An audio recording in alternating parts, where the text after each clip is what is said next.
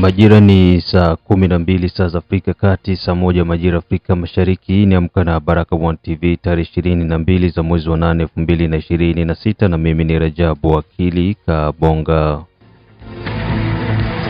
Ili kwanza kupata habari zetu za moto kila siku, tafadhali like pia subscribe Baraka1 TV. Tuko pia Facebook pamoja na TikTok, like na follow page zetu, na hivyo utakuwa kwanza kupata habari zetu za moto kila wakati. Na kwanza ni muhtasari mwenyewe wa habari za moto. Kivu ya Kusini, hali mbaya Walungu, Fizi, Kabare, mapigano kati ya M23 dhidi ya Wazalendo. Kivu ya Kaskazini, Azariasi Ruberwa apata balaa kubwa, huku mpango wa kuwanyang'anya silaha makundi ya silaha jimboni Kivu ya Kaskazini waendelea. Minembwe, Wazalendo kukaribia Minembwe, ndege za MONUSCO zaonekana kutua Minembwe kuendelea kuchunguza harakati za kusitishwa kwa mapigano kati ya M23 na majeshi ya Jamhuri ya Kidemokrasia ya Kongo. Unasikiliza matangazo haya kupitia Baraka1 TV, pia tembelea Mwangaza TV ambako utakutana na baadhi ya matukio yote ambayo kunazidi kurindima kutoka mashariki mwa Jamhuri ya Kidemokrasia ya Kongo, na vile usikose kufuatilia Mwangaza TV na shiriki na sisi kwenye operation Saidia Muzalendo.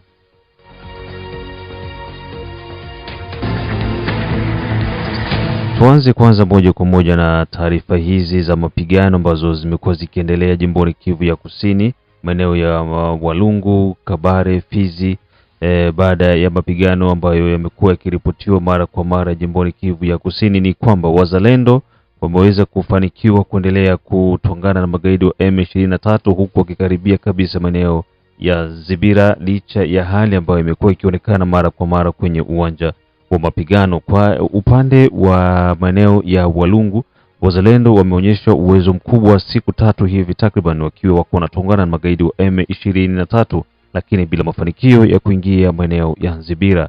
Zibira ni sehemu ambako kulikuwa kuna malengo makubwa ya Wazalendo, lakini kutokana na uwingi na pia kuweza kuwepo kwa silaha nzito za magaidi wa M23, hivyo wameweza kuweka kizingiti kikubwa na kuwazuia Wazalendo pamoja na majeshi ya Jamhuri ya Kidemokrasia ya Kongo FARDC kuweza kuingia katika hayo maeneo.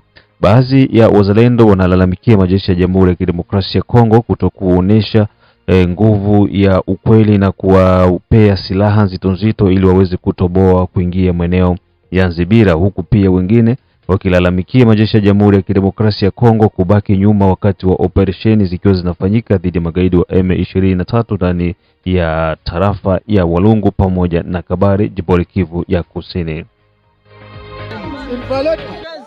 Utafiti inaendelea, tunaona Motorola kwa walizilunguzia zimoya, tunaona mabatri za power bank, donge tunaona vyenye balilunguza vya bikulungula surtout machuma hapa hivi.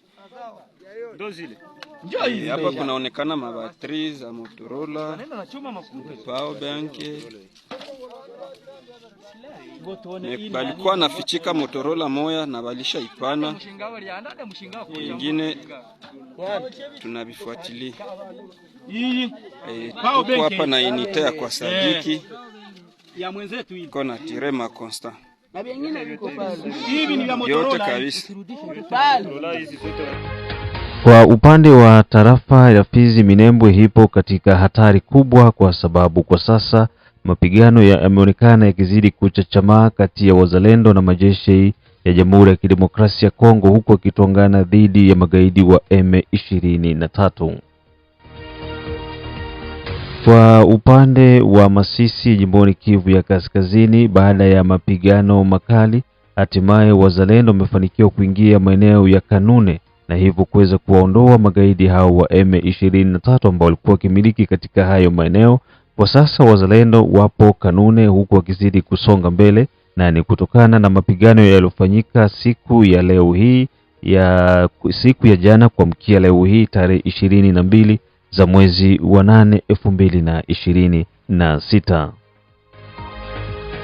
Kanune tombe, Kanune tombe, Kanune tombe, Kanune tombe. Ya kama tisa kwa ina ni Basi mpaka kamatishe wewe. Uko naogopa hapa nini?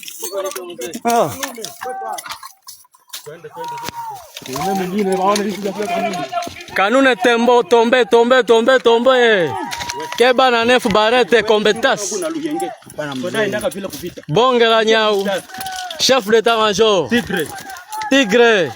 Hapa tunaingia mugini ya Kanune kabisa. Tukafanya kazi. Okay, fika hapa kuma. Keba na kombetas.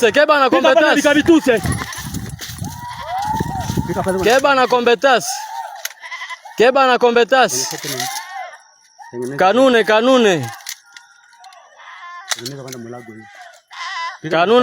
Kanune tombe. Keba na kompetase. Advance. Keba na kompetase. Keba na tigre. Kwa nyuma yangu. Kwa nyuma yangu nichunge pale niko na. Leo batatusikia. Kwa naona tu. Batatusikia leo. Keba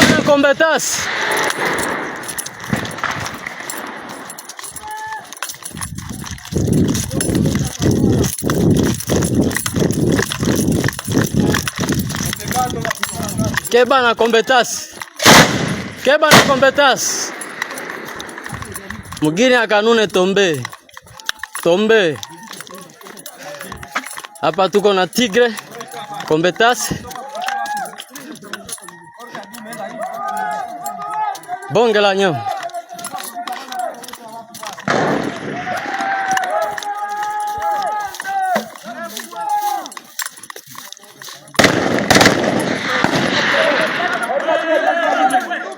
Yo.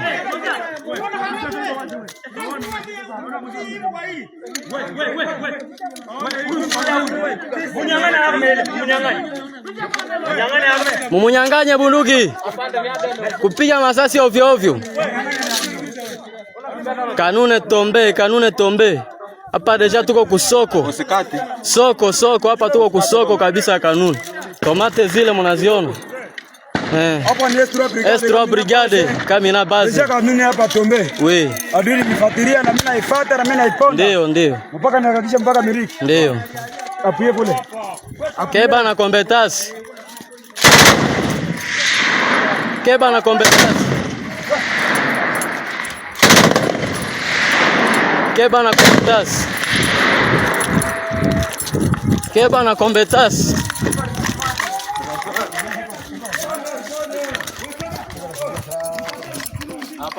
Bonge la nyau. Sandre hapa tuko kusandre ya Kanune. Hapa. Sandre, keba na kabido. Keba.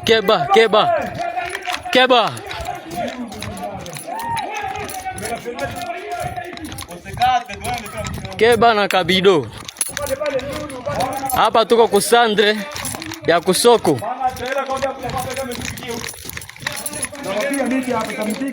Ndio.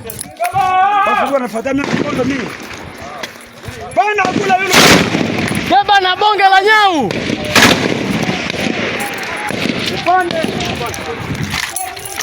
Kwa kwanja dimu ache kutupa masasi ovyo. Msitupe masasi ovyo.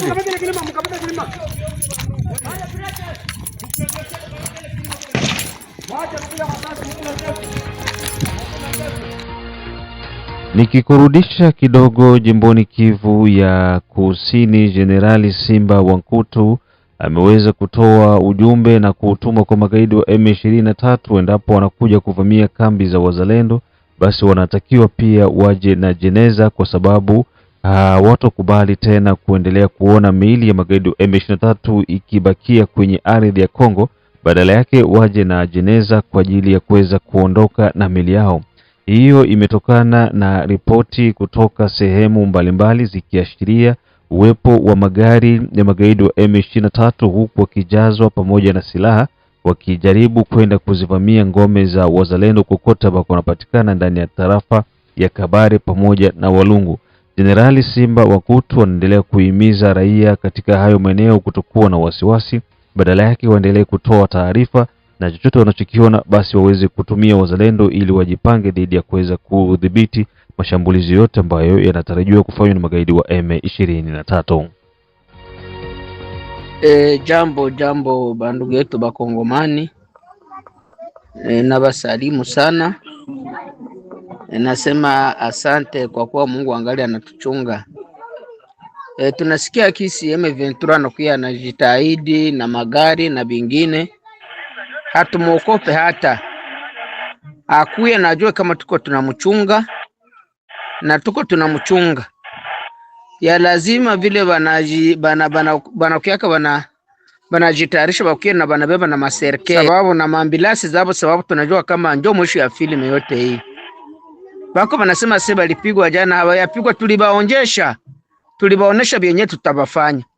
Bakuye na banajua kama banaenda basikie zikiwa mubilima tu, hakuna maserke balete na magari makamio zenye zinaleta maserke na population. Mkuwe kimya, msiokope, hatuna probleme na mtu. Fasi yote tunafika tunajua kama population yetu ndio tuko tunapigania. Msiko mnatukimbia. Tuko watoto ya inchi, tuko jeshi ya Kongo, jeshi ya guvernema. Wakati tunafika kwenye mko tunapasha balinda, tunabachunga nye na mali yenyu. Ile tu ndio ujumbe tunabapatia. Ya zaidi mkuwa mnajua adui ni nani na ndugu ni nani. Aksanti. Ni ndugu yenyu hapa General Simba Wankutu, General Maisha Kaisha Simba Wankutu. Merci.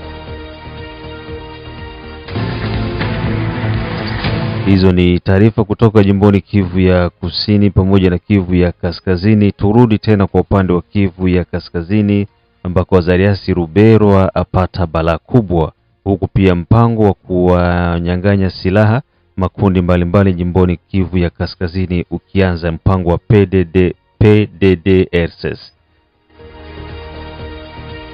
Baada ya kauli za Azarias Ruberwa huku akimtaka Martin Fayulu kuweza kuomba msamaha, huku pia akiendelea kudanganya jamii ya kimataifa kwamba Wanyamulenge walikuwepo Kongo tokea miaka 1800. Taarifa hizo zimeweza kuchukuliwa kwa uzito mkubwa na Wakongomani walio wengi, huku akimjia juu Azarias Ruberwa na kuonyesha kwamba kwa mara ngapi amekuwa akizungumza masuala yasiokuwa na umuhimu. Ipo siku malipo yote yanayofanyika hapa duniani yatalipwa hapa hapa, na madhambi yote wanayofanya Wanyarwanda dhidi ya Wakongomani watalipwa hapa hapa chini ya jua.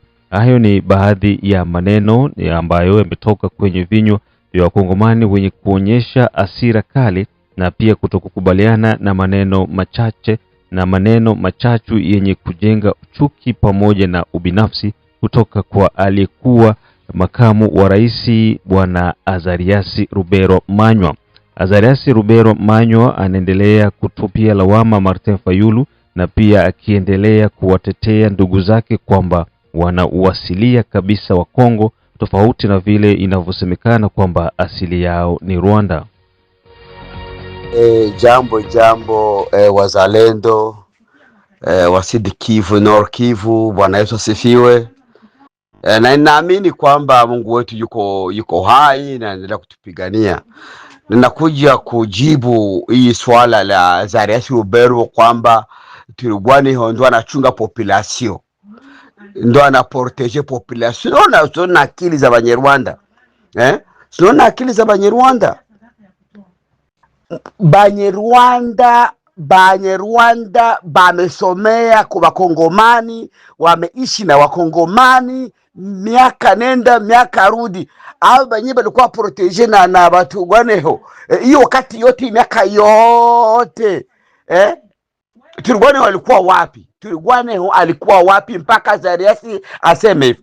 Sasa hii message imufikia Azarias. Azarias kwa mumwambia Azarias kwamba ameshindwa.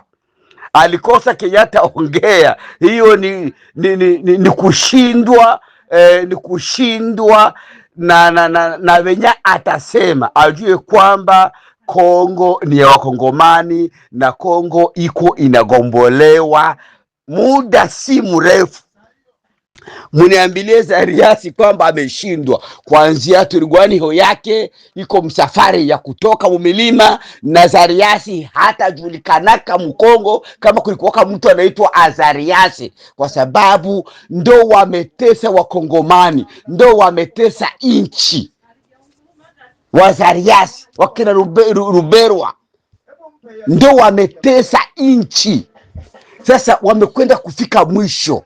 Kama mtu nasikia anaweza kusema fulani ndo anaprotege kama nani? Alikuwa anaprotege wa Nyamurenge kama nani? Kama wanani? Zariasi alikuwa kumadaraka Kongo. Nani Mnyamurenge mwenye alipata shida? Lakini Wakongomani walikuwa wanapata shida kupitia hawa wa Nyamurenge. Angalia jana, angalia juzi na jana. Population ya Goma inalia, inasema kwamba guvernere wa Goma, huyu mwenye Rwanda mwenye alikuwa kuwekwa kibaraka Goma, kila siku ni mauaji Goma, kila siku ni mauaji Goma. Huyu mama anasema wamechoka, serikali ya Kongo ijitahidi ije ikamate nafasi ili wapate amani. Ipo siku mtakumbuka hii. Biblia inasema kila kitu kinalipiwa hapa chini ya jua. Kila kitu kinalipiwa hapa chini. Mabaya yenye unafanyia mwenzako kesho yatakurudilia, ukatale ukubali. Mutakumbuka haya yote wakati yenye mtakuwa mshakuwa mshida ya kulipa hizi damu zote. Mutakumbuka hizi damu zote, mutakumbuka zote zenye mlimwanga Goma, zenye mlimwanga Uvira, zenye mlimwanga Bukavu, zitakuya juu yenu tu. Kila kitu kinalipiwa hapa chini ya jua. Kwa upande wa Kivu ya Kaskazini vile shirika la PDDRCS, mpango ambao unahusika na kuweza kuwanyang'anya silaha makundi mbalimbali na pia kuwapea mafunzo kuweza kuwarudisha kwenye maisha ya kiraia, wameweza kufanya vikao vya kwanza jimboni Kivu ya Kaskazini, na vikao hivi ambavyo vitasimamiwa na gavana wa Kivu ya Kaskazini Somo Kakule Evariste. Kikao hicho kimelenga zaidi sana makundi ambayo yanamiliki silaha kinyume na wazalendo wanaopigana kwa ajili ya serikali.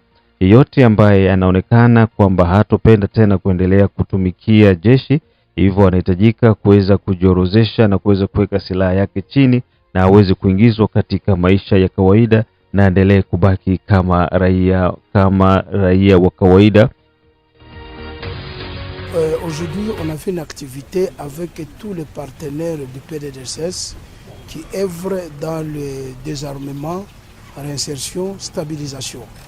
Tous les partenaires qui sont les ONG locales ou internationales, nous avons eu à les inviter pour qu'ensemble nous puissions échanger sur l'exécution des projets qu'ils font au niveau provincial, même jusqu'au niveau local.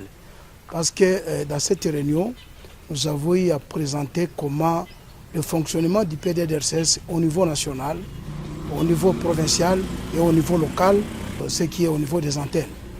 Et là, nous avons eu expliqué le fonctionnement, l'organisation, et tout le monde vient de comprendre qu'il doit appuyer le PDDRCS à son niveau d'intervention.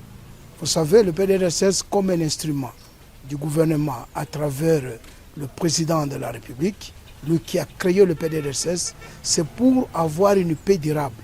Et la paix viendra dans beaucoup de chemins, notamment la stabilisation, qui viendra des désarmements, la réinsertion, y compris la communauté. Parce que le PDDRCS, c'est un instrument communautaire qui cherche à stabiliser l'Est de la République à travers les projets, les partenaires qui sont dans la mise en œuvre au niveau provincial. Oui, effectivement, c'est une journée d'échange. Ça, c'est la première réunion. Il y aura une autre réunion maintenant du cadre de consultation qui sera présidé par le gouverneur, qui est le président du cadre de consultation dans sa province. C'est ça la création du PDDRCS, où le président, c'est le gouverneur de province, comme président du cadre de consultation. Et là, tous les humanitaires, y compris la société civile, tous seront dans la réunion, parce que le gouverneur, il doit connaître tout ce qui se passe dans sa province pour le développement et la paix dans la province. Les attentes dans cette réunion, c'est avoir une paix durable. Les attentes dans cette réunion, c'est avoir une compréhension commune. Parce qu'ils sont là en appui du gouvernement. Et quand vous êtes en appui, vous devez vous conformer à ce gouvernement-là. Et c'est pourquoi nous représentons le PDDRCS en matière de paix, de pacification. Et c'est pourquoi nous rendons rapport au gouverneur qui est le président du cadre de consultation, qui a le pouvoir de convoquer la réunion du comité cadre de consultation au niveau provincial. Parce qu'au niveau national, il y a le président qui convoque le comité de pilotage, là où il y a le cordon national, il y a tous les bailleurs de fonds, et c'est comme ça qu'ils doivent être au courant de tout ce qui se passe. L'importance de cette réunion aujourd'hui et les résultats, c'est pour que la coordination nationale soit au courant de toute exécution des projets qui sont au niveau local. Baada ya taarifa hizo kutoka jimboni Kivu ya Kaskazini, ni kwamba kunasikiliza matangazo yetu ya Amka na Baraka One TV kutoka mashariki mwa Jamhuri ya Kidemokrasia ya Kongo, na pia unatusikiliza ukiwa huko Australia, Canada, USA, Europe, Central pamoja na East Africa, na ndugu jamaa na marafiki wote ambao kwa maeneo ya Afrika ya Kusini. Sijamsahau Wejide Kizenga Tembele, King Sele, Kizabe Ayeba, Lucien Mashaka Ayamba, Dedone Butoto, Biondo Kilamba Mawa, mzee wa state ya Maine, da Feza, da Leteshe, da Asha, da Arene Kisi Kandeke, Asimwe Baguma Samuel kutoka Czech Republic, Ramake Afrika Kusini, Mohamed Papire Jabu kutoka Afrika Kusini, wote wakiwa bado wako nasikiliza Baraka One TV. Pia Peter Mugisho akiwa nasikiliza Baraka One TV. Matangazo haya pia unasikiliza kupitia Mutula FM kutoka Shabunda. Kubwa ni kuendelea kushare, kusubscribe pamoja na kulike Baraka One TV.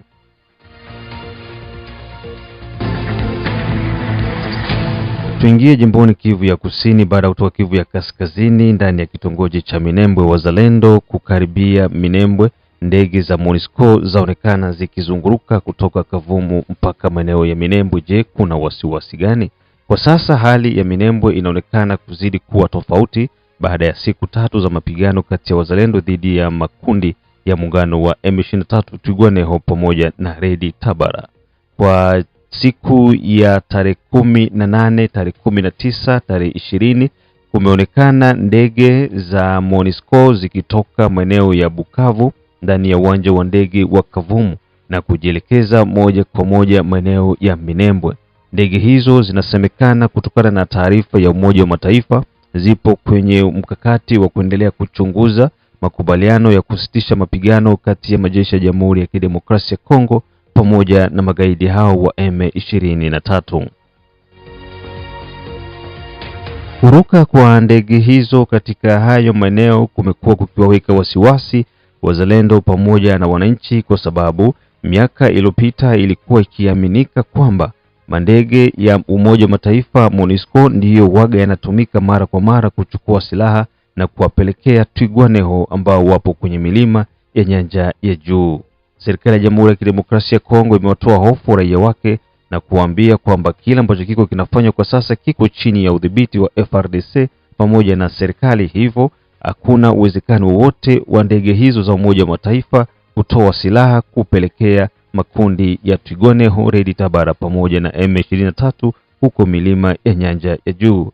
Kitu kingine, tuingie ndani ya jiji la Goma ambako mtu mmoja alikuwa upande wa M23 na baadaye kuweza kukimbia maeneo hayo na kuweza kujisalimisha kwa upande wa serikali. Amehapa kutoa siri nyingi za M23. Je, unafahamu nini kilitokea kabla ya jiji la Goma kuanguka? Ujumbe huu ni muhimu kama utausikiliza.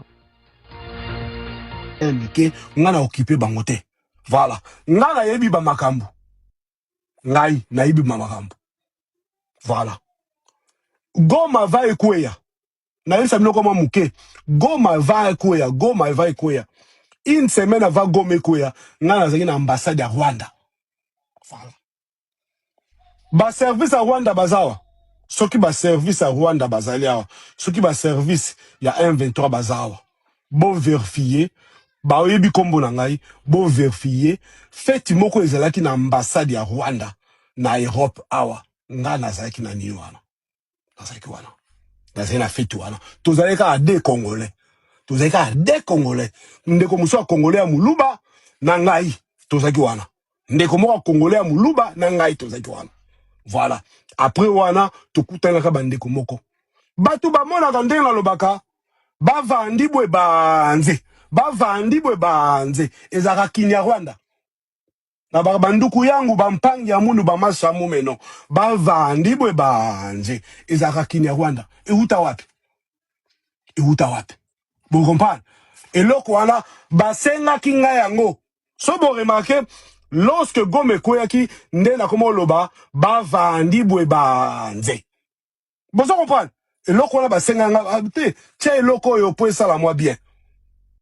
Eza erreur.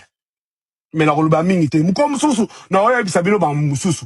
Donc bato bazako loba bazo ba n'importe quoi awo. Bato ba loba oh bishop oza nani bishop nini te bishop yebi eloko te aye ndeko na yebi makambo na yebi makambo na yebi ba makambo na yebi ba makambo na yebi makambo voilà na yebi ba makambo ce que l'on lobby c'est pas pour rien ba meko loba bon moi était na touché leader na bango Makenga na touché Makenga.